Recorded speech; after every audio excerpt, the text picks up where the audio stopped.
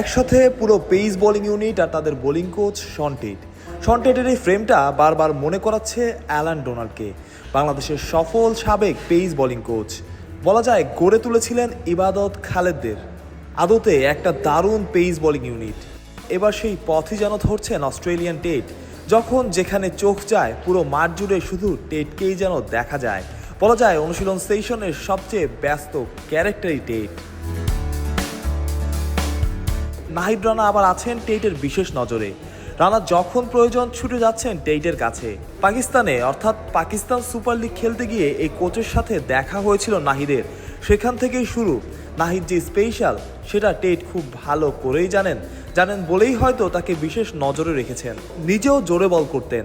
বোঝা যায় নাহিদের প্রতি একটা দুর্বলতার কারণও হতে পারে তার বলের গতি। নাহিদের মতোই জোরে বল করেন ইবাদত হোসেন। বেশ অনেকটা সময় পর জাতীয় দলে ফিরেছেন, আছেন টেটের বিশেষ নজরে।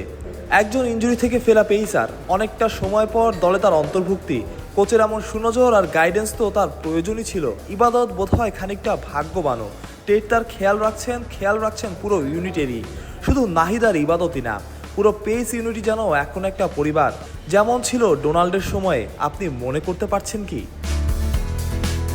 গতির জন্যই নাহিদের খ্যাতি, গতির কারণেই তার পরিচিতি। ইবাদতও অনেকটা একই ধাঁচের বোলার। এই দুয়ের সাথে টেটের নিজের ক্যারিয়ারেরও মিল আছে। তবে টেট তো বাকিদেরও কোচ, কারো সুইং ভালো, কারো আবার অ্যাকুরেসি। সবাইকে নিয়েই কাজ করছেন টেট। ওই যে বলা হচ্ছিল মাঠে বোধহয় সবচাইতে অ্যাক্টিভ মেম্বার।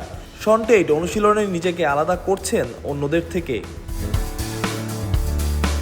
মানুষ ডোনাল্ডকে মিস করে। টেইটও হয়তো চাইবেন যতদিনই বাংলাদেশ ক্রিকেটের সাথে যুক্ত থাকুন না কেন, নিজের নাম ধরে রাখতে, মানুষের মন জয় করতে, সেটা করতে হবে পারফরমেন্স দিয়েই। গল থেকে মাহরুজ প্রত্যয়, বিডি ক্রিক টাইম।